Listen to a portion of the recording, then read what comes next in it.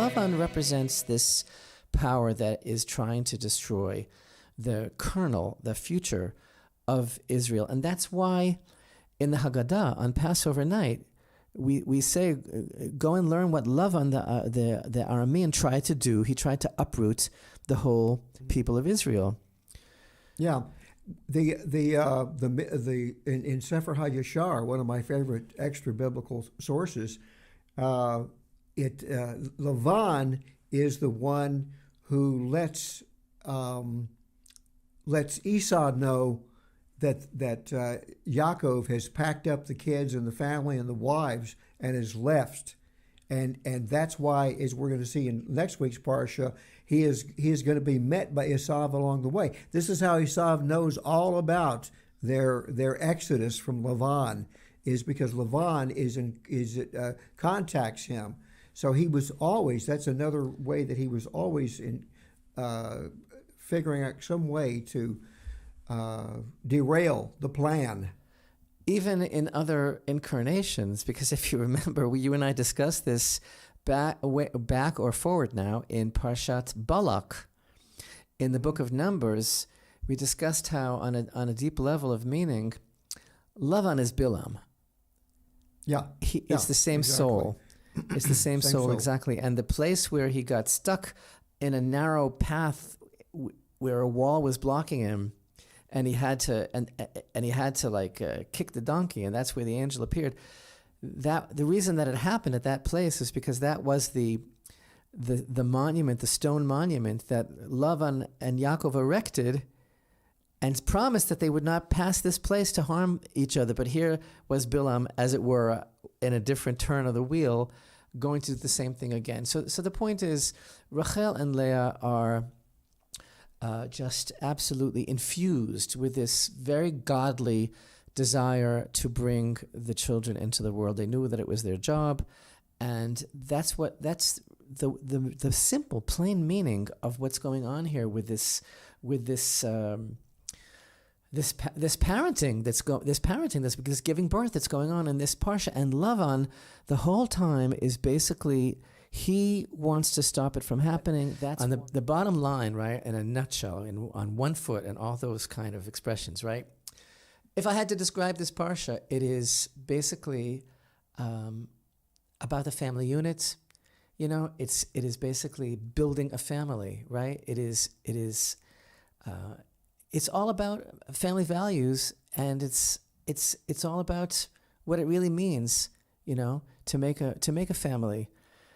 And Lavan is battling against it, right? Lavan is all set up. He is all posed to destroy the family, because that the family unit of Israel, as Hashem proposes, is going to be the antithesis of everything that Lavan wants to do in the world, which is control, basically. Yeah. And so the thing that's just so chilling and mind-bending and obvious at the same time is that that's exactly where we are in the world today, where we see that there is a battle raging against the family, against family values, against everything that is the glue to a normal, healthy, wholesome society is being attacked, right? So the whole transgender thing, the whole identification thing, and doctors mutilating little children because their parents decided that they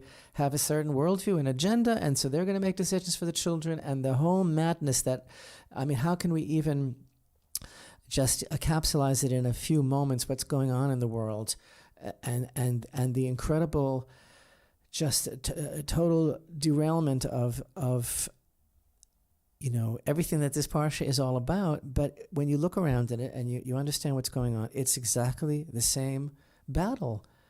And therefore it's basically, my last sentence, it is a religious war.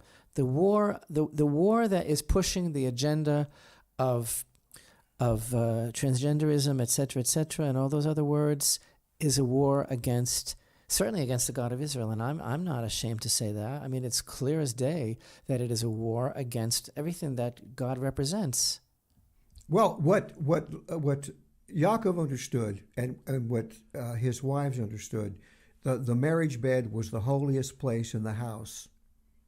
It was the whole. It was because even the house was the home that was likened to the temple, and the table where they had their meals was like the altar. If I remember the template. But the Holy of Holies was the bedroom. I want to put a rabbinical stamp on that. I'll just interrupt you for a minute, because there might be people that are listening that are thinking to, Jim, what are you talking about? That is absolutely true. That is a Torah teaching that, first of all, that the bedroom is holy. Second of all, that according to the great mystic understanding of what the temple is all about, the Holy of Holies, which is the place of the Ark of the Covenant, which is the representative of the two cheruvim, the male and the female angel that are facing each other, is called in the mystical literature the bedroom, because the concept of the union between male and female in holiness is the greatest emulation of the divine. And so therefore that has to be wiped out in this new agenda, and that has to be degraded, because as soon as you take that apart, then you have taken away every obstacle to total control of all the Lavans of the world today that are looking basically to control everyone. Well, one of the reasons that it's considered so holy is, you really think about it, how when a man and a woman come together in the bedroom, they create a vessel in that child that brings down a soul into the world. It's mind-blowing when you think of it that way. And it doesn't take rocket science to understand that if the whole family suddenly turns into non-binaries and transgender and all that, you don't have a family. The family will not have any. Thank you. That's exactly what this is all about. That's exactly what this is all about. It's to prevent the family from being what it is. Flourishing. From flourishing. Propagating. Exactly. Yeah, exactly. So it's no surprise that Lavan, as I mentioned earlier, sends a message to Esau, because he was serving Esau's purposes. You need to meet them at the pass, so to speak, and make sure that he doesn't go any further. You can attack him if you want to, because this is exactly, as we're going to see next week, that this is exactly what Jacob thought might happen, and we'll obviously get into that further. But in any event, I think that it is somehow, in some way, affirming for us. I think it is a reaffirmation, and it is a kind of like a validation when we see that the battle is ancient and it's raging today in a new form, but it's the same battle, which is basically, let's just say, we say so many things that we could lose listeners over. If we're not about the truth, what are we about? It is basically a war against good and evil. Isn't that pretty clear? It's like, that's not rocket science. Maybe it is rocket science, because everything is so obscure now. Everything is like so dumbed down. You're not supposed to think about it. That's the whole thing. Like you mentioned about the bedroom. Right now in Torah, in the world of Jewish law, there is so much... There's so much that is said about the sanctity of sexuality, and what it and how it should be elevated for divine purpose, and the relationship between husband and wife in holiness and in love and in totally in sexually and in attraction, but it is tempered with a certain guidelines that focus on the presence of Hashem as well.